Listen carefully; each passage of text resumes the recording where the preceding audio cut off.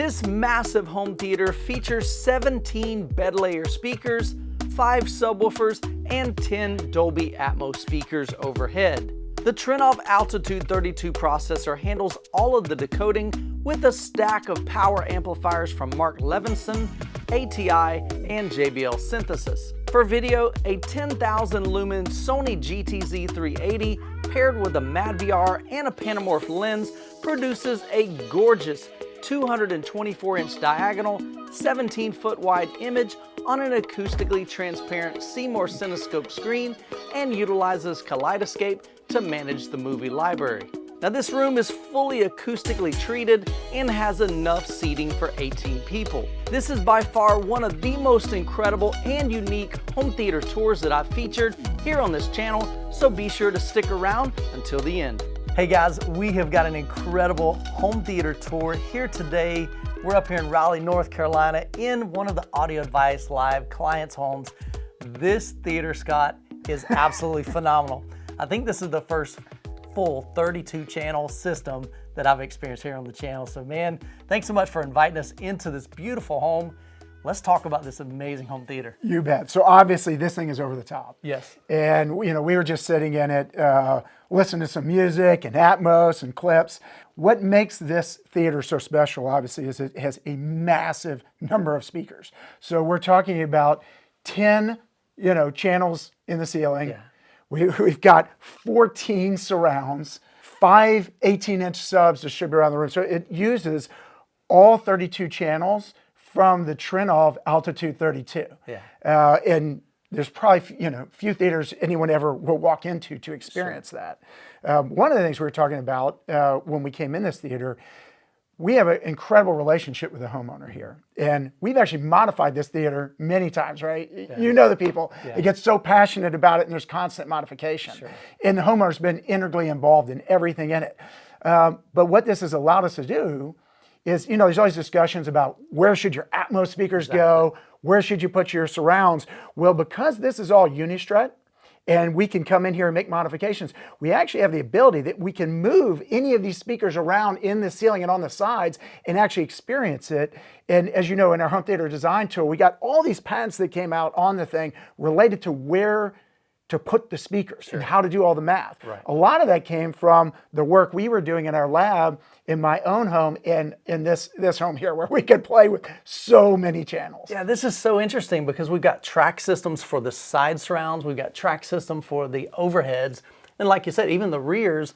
So you physically could probably loosen a couple of bolts, slide those forward, slide them back to figure out the most optimal placement in this home theater. And placement, we know, is a huge part of that overall experience. That's right. And in fact, what's interesting, the Trinnov gives us the capability to interpolate between speakers and do all sorts of cool stuff that most systems can't do. But like if you think about this room itself, we actually have essentially 2 front wides in the front, right? Mm-hmm. We've got multiple sides happening, multiple rears happening, in the same in the Atmos. And you could hear that so clearly. I mean, we were all sitting here in the main listening seats. Yeah, but it's an ability to experience Atmos in a little bit different way. So Scott, let's talk about what we've got going on in this room. We're standing in front of a massive 17 feet wide, beautiful screen. Kind of walk us through the image, what we're projecting, and what we've got in front of us. Yeah, so this is a 224-inch diagonal acoustically transparent screen. It's actually a woven screen from Seymour, and so from an audio perspective, it's just incredible. What we're using, the homeowner loves audio, and we sat in here and listened to just some audio clips.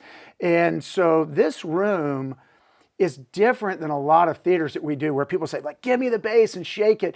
This is designed to be exactly like what was produced in the studio. So behind this screen, we have JBL 4367 studio monitors. These have big 15-inch woofers in them and their patented compression driver. And so it is like literally sitting in an audio engineer's studio. It's incredible right there. Those are matched up with, right below each one is an 18-inch JBL sub. Yes. And then we got 2 more 18-inch subs in the back. So just from a pure audio standpoint, this room is differentiated from a lot of ones. It wasn't overbassed, right? You could sit in here. It was extremely balanced, right on the balance in terms of how it should sound. Amps, we actually have Mark Levinson amps running these, so ultra high end amps that are powering these fronts, and then JBL amps handling everything else in here. Sure. Sometimes people think that, you know, when I build a home theater, I can't get good music in here. And I love how the homeowner said, I want to kind of start us off basic. Yes, we've got 32 speakers in here, but I'm going to play 2. And we went through several tracks, and there was, on the 3rd track, I just asked him, I said, can you confirm that we only had 2 speakers playing? No subwoofers, nothing else. It was very full. It wasn't overpowering. Like you said, it's a big room to fill with bass, but the JBLs, just the towers alone, had good solid bottom end, and it was quite immersive. It was a really cool experience. The sound just literally wrapped around my head, and so I really love the fact that we can get amazing 2-channel, but then we can go to Dolby Atmos music. So we did some tracks there. That was phenomenal. And then we, of course, we've got dedicated movies in here as well. Yeah, you know, one of the things that I think we talk about in some of our setup videos when people purchase a receiver from us and we're shipping all over the country is how to set up your profiles so that you've got a profile specifically for stereo, right? And so it doesn't matter what, in this case, obviously it's a Trinnov, but we think it's super important to set up the profile that, man, I can just go in there and listen to 2-channel music. And then if I want to put on maybe my Apple TV and listen to some Atmos music, boom, a button press, I'm now in a full profile for my Atmos and obviously for movies as well. So we've got this 17-foot wide screen, and to be able to fill that with beautiful colors, amazing brightness for HDR, what do we have going on back here? Yeah, and obviously you can see it's like a massive throw distance as well. So getting the video right was huge in this room as well. At the basis of the whole video is a Sony GTZ380. And as you know, because I think you and I have done maybe some videos touching on it, the GTZ380 has 10,000 lumens. And in fact, when you wire for it, you need to wire 240 volts instead of 120. And so this has 240 volts coming in. So we've got a massive amount of power. Now, what's actually interesting about it, we actually have the laser in it turned down a little bit. And it doesn't need to be at the full 10,000 lumens. The mixture that we've got in here, I think, is a really cool mixture where you've got the GTZ380, which is, you know, providing all of our illumination.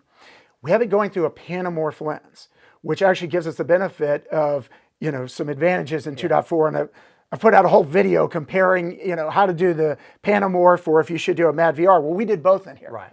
So when you combine a madVR, which is handling aspect ratio in here, it's also handling subtitles. And strangely enough, in this home, the homeowner was so concerned about it getting exactly the way the movie was made, there's no stretch. So in some places, we'll use stretch to fill a 2.4 screen with a 16:9 or maybe a 2.0. Nothing is stretched in here. Everything is done exactly right. So the madVR's, you know, handling all of the tone mapping and those types of things.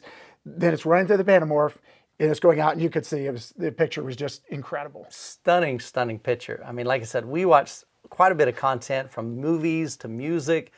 Beautiful, beautiful image. I love the color. Love the vivid just imagery that you get when watching a cinematic film. Just spectacular. Really, really is an amazing combination with the GTZ380, the Panamorph lens, and just that massive, massive screen. So we're standing here by the surrounds, and I want to spend some time talking about that because this room has 17 bed layer speakers, 10 height speakers. Scott, walk us through why this was the choice and what's so unique about this room. Yeah, so one of the things that you'll get just, you know, looking at the room is that the homeowner wanted to have a rock concert feel. So all this is custom unistrut, right? Custom unistrut holding up the screen and holding all of the surround speakers and all of the ceiling speakers. So these are actually JBL 705Is. So they've got a mid-range woofer in them and a compression driver on the tweeter side. They take a special amplifier because they have to receive a calibrated signal, unlike a normal crossover speaker. But we use the exact same one in all of these speakers, right? So you've got the 3 fronts, and then you've got the 14 surrounds in the 10. They're all identical. So when the sound traverses, let's say it's a car coming from the front to the back, they are identical all of the way through. Yeah, there's no having to change timbre. It doesn't change SPL because they're different sensitivity. It's just seamless, and it just integrates extremely well in this room. So some people may be watching and they go, All right, Michael, 32 speakers. That's a little extreme. That's a little ridiculous. I think this would be a great time to maybe dive into Dolby Atmos a little bit, because I think there's a lot of questions about what is Dolby Atmos and how does that play out, and how does the Trinnov help with that 32 channel processing? Yeah, so this room, we've got it 19 feet wide. It's 30 feet deep and 12 feet high. So I mean, it is a freaking big room, right? And you can imagine when you're listening to a car come through, especially in a room this big, you could hear gaps if you did not have more speakers. And sometimes people think, oh, well, that only applies to big rooms. But it turns out in a small room, if your chair's close to a speaker, you hear the gaps as well. Right. So it's not just for big rooms that you'd like to fill those in. So maybe what we do is you and I just sit down for a second and we just talk about exactly how this Dolby Atmos stuff works. Okay, so let's, you and I were talking about some of the confusion that's in the market about how Dolby works. So maybe we break it down for the viewers in this way. Let's start with, a lot of movies are made in a 5.1 or 7.1. Correct. In most systems, we advise people to turn on Dolby upmixing when it sees that. So most surround sound processors will then upmix that, which means if you've got a 5.1 or 7.1, you'll hear information coming from your ceiling. Right. And you go, oh my gosh, this might be Atmos or whatever. What is interesting is in the Dolby upmixer today, there's no front wides. So you don't actually hear those. Now there is a new version coming that has the front wides in it. Nice. So rest assured, all of this is coming to be able to upmix stuff and be able to hear in everything. Okay, so that's sort of step one. Where I think most of the confusion exists is around how Atmos works itself. People think, oh, it's just object-based. Well, there's really two different ways that engineers encode Atmos, right? One is they encode it actually channel-based, meaning they're saying, right, I want it to come out of this front speaker in the top, or I want it to come out of this speaker. And we'll look at that. You and I can go back and take a look at the Trinnov, where it will actually show us where all the audio is moving in Atmos. And you can see when you play a movie that was encoded only channel-based, not object-based, but it is Atmos. Right. It will only play those channels, meaning, let's say it was encoded and it didn't have any front wides in it. It'll not play through the front wides because the licensing agreement from the surround sound processor manufacturers say they cannot modify an Atmos signal coming in. But as we were talking before, when you get the best of the best, which is what we all love, it's been encoded truly object-based. And when it's object-based, it can use everything in the theater, and it will look at all of your speakers and play through.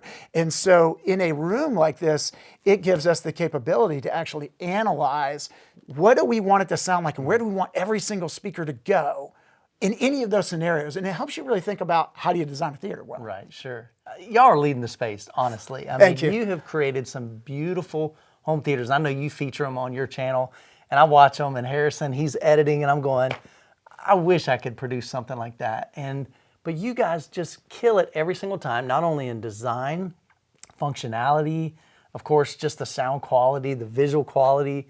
I love what you guys are doing at AudioVice. Well, I appreciate it. One of the things, obviously, when we shoot videos, it has to be where a homeowner's giving us the ability to do it. It's the same with you. And, they usually tend to be very unique. But the fact of the matter is we're supporting, 20 times as many people that you're not seeing the videos in that are $10,000 theaters, $20,000 theaters.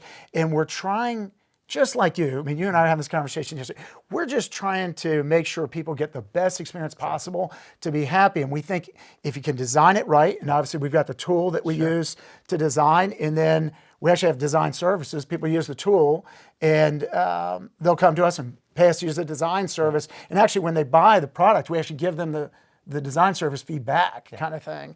But we care about getting it right. And you could tell, like in this room, we really had to spend a lot of time doing it based on how the homeowner wanted. Because the homeowner was integrally involved in everything in here, touched everything, and even these chairs. Like we are in ultra high-end chairs in this row, right? 5 for a homeowner's family, but yet there's 18 total chairs in here. Because the homeowner wanted the ability to put a lot of other people, and so it's sort of classic stadium seating, elsewhere. And I love a couple things that you mentioned. Number one, he was integrally involved in every aspect of this.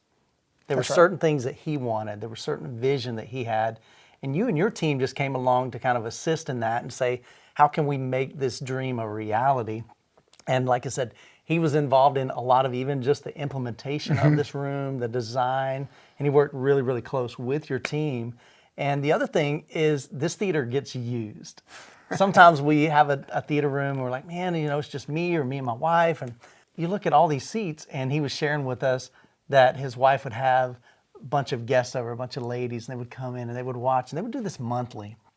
I love that because that's what this is really about. If it's just about the speakers and the subwoofers, that gets old after a while. But when you're able to share that passion with other people that enjoy movies and music, that's where the magic comes. Yeah, I totally agree. You know, we're obviously doing Audio Device Live this weekend, and you know, I'm going to be talking in the keynote about what does it mean to be able to come home from a day at work where maybe it was a rough day or all these things were going on, and escape and join with your family or your friends and just enjoy the theater that you've got, whether it's a $5,000 theater, $10,000, you know, or, you know, multi-$100,000 theater. And I honestly believe, and one of the big pushes I would tell all viewers is, make yourself turn off your phone when you go in. Yeah. Because it's so easy, particularly now we're all adding, you and I shot videos of our chairs yesterday together, the new Revelation chair, and they've got the ability to plug in a phone and USB charger. Sure. I tell people don't use it. Yeah. Turn off your phones, go in and enjoy those 2 hours. And unplug and it will recharge your brain. Yeah, for sure. So Scott, let's talk about step over here maybe, and we'll talk about the acoustic treatment in this room, maybe before we head out and check out the rack. Perfect.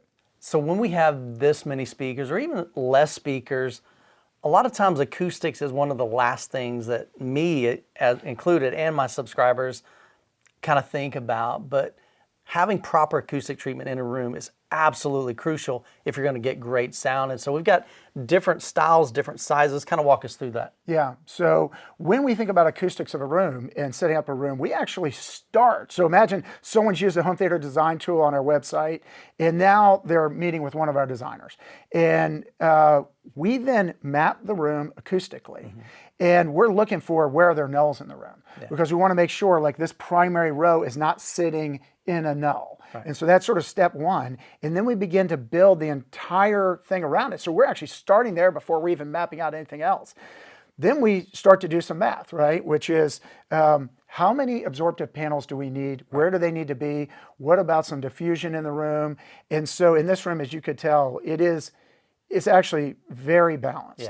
Yeah. There's a lot of time that was spent trying to make sure that, you know, if you clap, it's not too dead, but it's also not too much echo. But you'll see an audio device carries these panels. So we have a host of panels that are absorptive and diffusive, and we have them in different looks, feels, etc.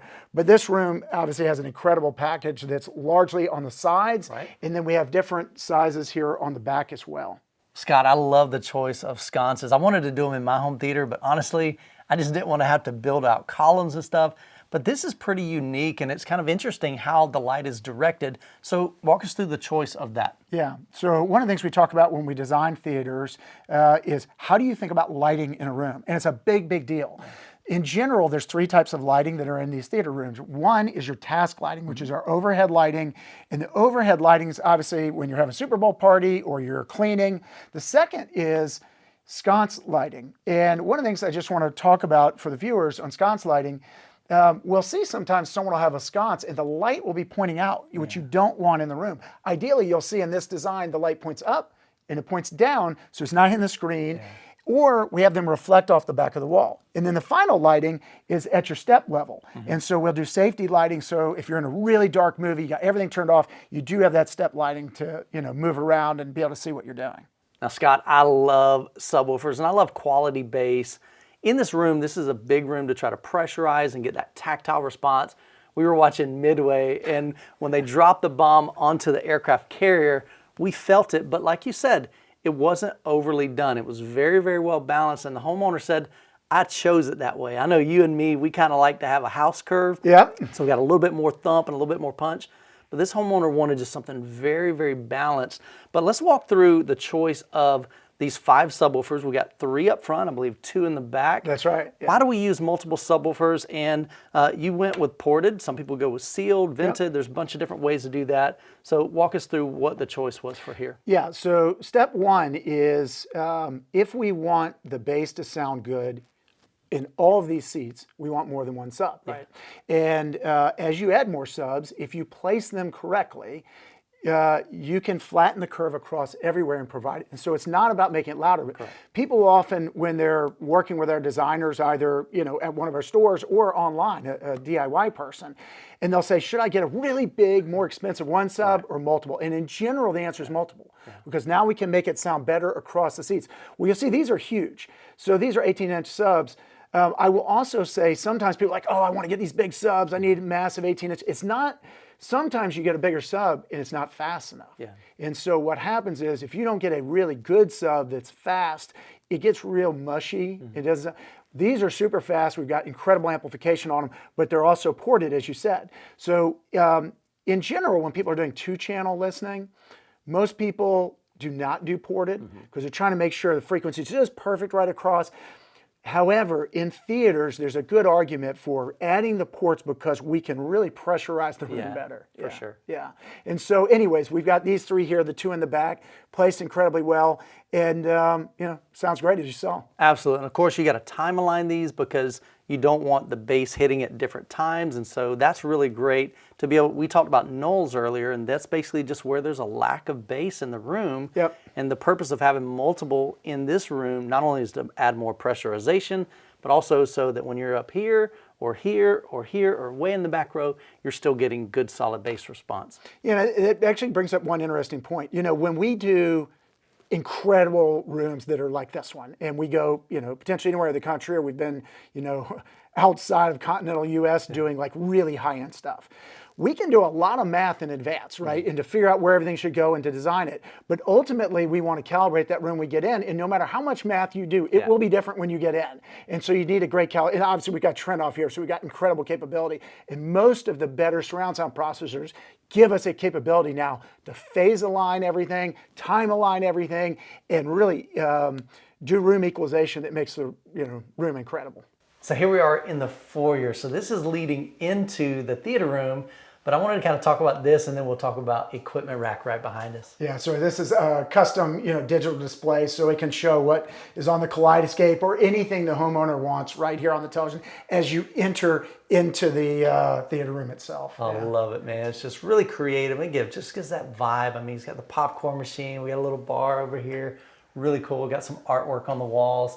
But right out here, one of the important things when you're thinking about designing a theater room is where are you going to put your rack?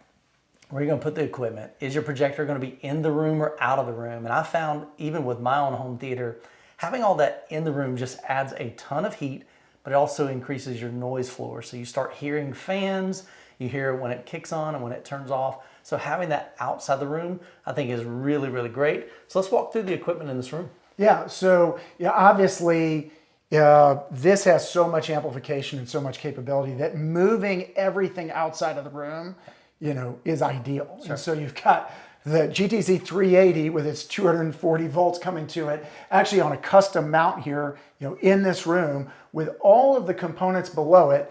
And this actually turns out to be a much bigger deal when you've got this kind of application because some of these are pretty loud. Yeah. And by moving them in here, you don't hear them in the room. But the basic setup is the Trinnov Altitude 32, and then you've got the Kaleidescape, the madVR, which I think we've done, we've talked about a lot. You and I both, incredible video processor, and then all of the amplification here on the right, and you'll see they're spaced out nicely because those things can produce some heat and have a little bit of sound. But it's a gorgeous setup in here outside of the room.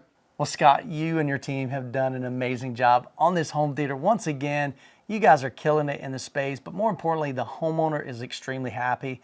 He loves the theater that you guys have designed and built for him, but his family and his friends get a chance to come over here and share that experience too.